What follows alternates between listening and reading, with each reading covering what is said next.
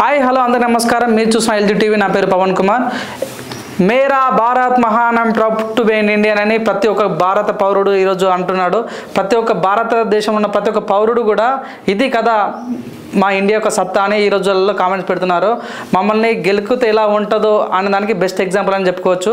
ఎన్ని రోజులు ఒకటి బాగా విన్నాం, ఒకటి సిద్ధాంతం, ఒక చెంప మీద కొడితే ఇంకో చెంప చూపించాలని సిద్ధాంతం ఉంటాయి. అట్లాంటి సిద్ధాంతాలు ఇప్పుడు అన్నీ కూడా పక్కన పెట్టేసి ఒక చెంప మీద కొడితే రెండు చెంపలు కొడతామన్న సిద్ధాంతాన్ని ఫాలో అయినా చెప్పుకోవచ్చు. ఈ అటాక్లో ఏదైతే జరిగిన అటాక్లో నిజంగా రాజకీయాలతో సంబంధం లేకుండా, ఇది వేడితో సంబంధం లేకుండా ప్రతి ఒక్క భారతీయుడు కూడా సలాం కొడుతున్నారు. అది కేవలం ఈరోజు జరిగినటువంటి ఒక ఉగ్రవాదాన్ని మొత్తం నీళ్ళమట్టం చేసే ప్రాసెస్లో వాళ్ళు చేసినటువంటి గొప్ప సన్నివేశం చెప్పొచ్చు.